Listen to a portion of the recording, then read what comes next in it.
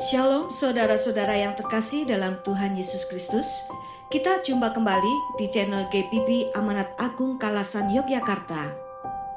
Melanjutkan pelajaran teologi Kristen, kali ini kami mengajak saudara-saudara untuk belajar tentang bibliologi, yaitu belajar tentang teologi Alkitab yang pasti disajikan dengan rasa sedap, sederhana, mendasar, alkitabiah, dan praktis.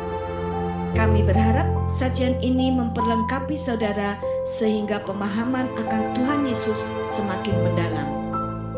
Agar channel ini semakin memberkati banyak orang, jangan lupa klik subscribe, like, comment, and share.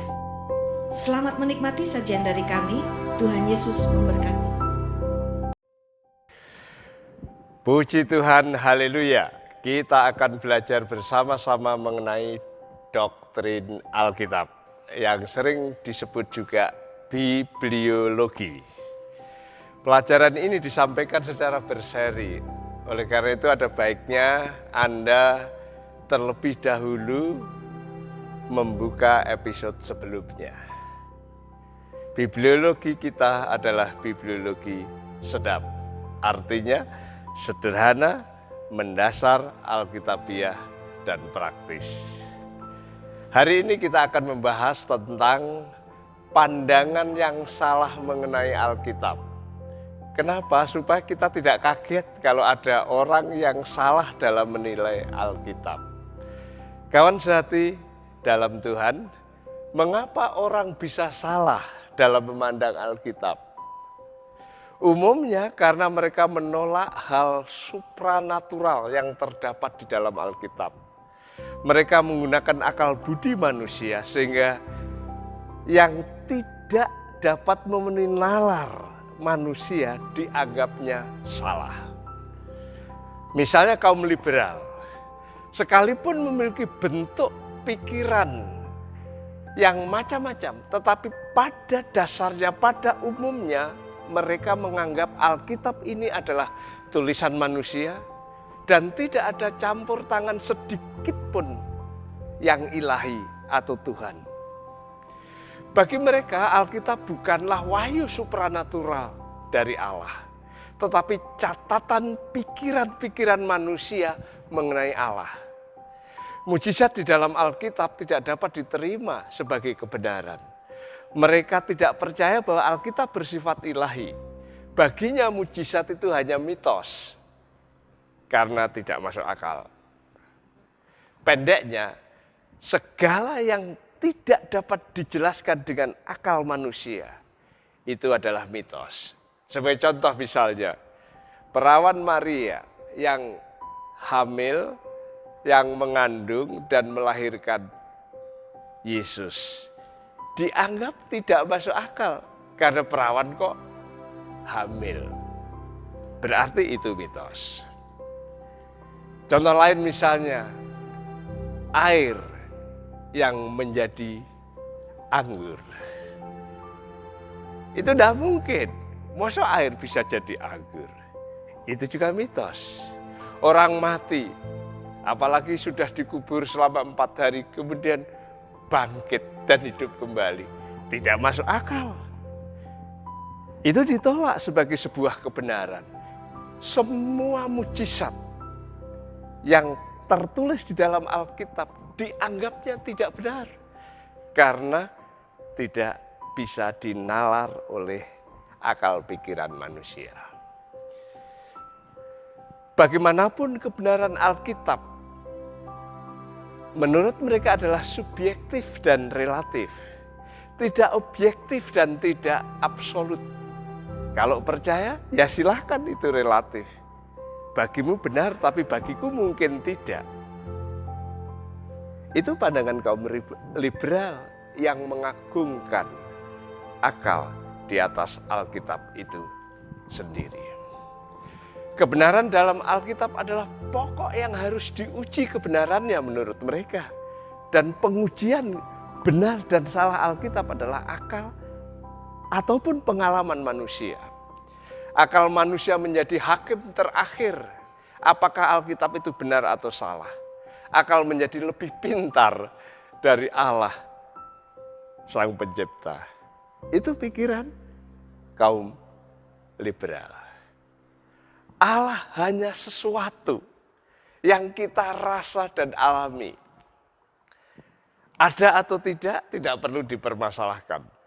Sangat subjektif dan relatif. Sesuatu yang kita rasa alami, perasaan menjadi penentu. Kalau tidak rasa, ya berarti sama saja Allah tidak ada.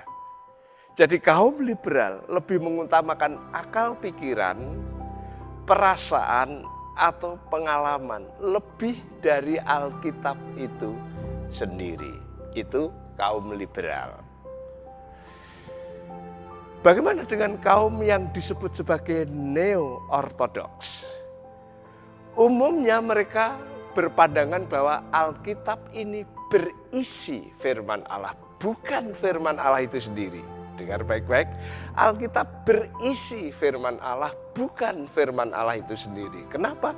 Karena kesaksian manusia, tulisan manusia mengenai logos, mengenai firman, mengenai Kristus, itu Alkitab. Artinya kalau kita membaca Alkitab, kita baca, kemudian terjadi perjumpaan pribadi, maka Alkitab itu menjadi firman Allah. Misalnya, saya membaca Alkitab nih, saya baca kemudian saya tersentuh, saya tertegur, kemudian saya menangis, kemudian akhirnya saya, aduh Tuhan, saya salah, saya bertobat, saya bercangguh, saya menerima Engkau. Kemudian ada satu perjumpaan pribadi yang mengubah rasa, mengubah pikiran, mengubah perilaku. Nah, saat itu Alkitab menjadi firman Allah. Tapi kalau saya membaca malah ngantuk, kemudian tidur dan tertidur, maka Alkitab itu tak ubahnya buku biasa seperti novel dan bukan firman Allah. Itu pandangan neo-ortodoks. Bagi neo-ortodoks, Kristus adalah firman Allah. Saat seseorang mengalami Dia, saat seseorang ada pengalaman perjumpaan pribadi, kalau tidak ada, Kristus ya hanya tokoh sejarah yang pernah ada memang seperti manusia pada umumnya. Kawan sehati dalam Tuhan, wahyu Allah sendiri hanya datang melalui pengalaman pribadi seseorang mengenai Dia, bukan melalui Alkitab. Kebenaran Alkitab bersifat relatif dan subjektif sehingga neo-ortodoks merendahkan Alkitab dan meninggikan pengalaman subjektif seseorang. Nah, mungkin saudara pernah enggak saudara mendengar pengkhotbah? Dia tidak baca Alkitab, atau mungkin baca Alkitab, tapi dia tidak menyelidiki Alkitab, dia tidak merenungi Alkitab, tapi dia berkata, saya mendengar suara Tuhan langsung, entah audio, entah tidak, saya tidak tahu. Dan suara yang dia dengar itulah yang dia khotbahkan. Artinya dia mengesampingkan Alkitab. Dia lebih mendengar suara dari Tuhan, bukan suara yang melalui Alkitab, suara yang dari Tuhan. Bagaimana menurut Anda? Kira-kira itulah pengaruh neo-ortodok yang mungkin pengkhotbah itu sendiri tidak memahaminya. Apalagi pandangan yang melihat Alkitab dengan kacamata atau sudut pandang sendiri.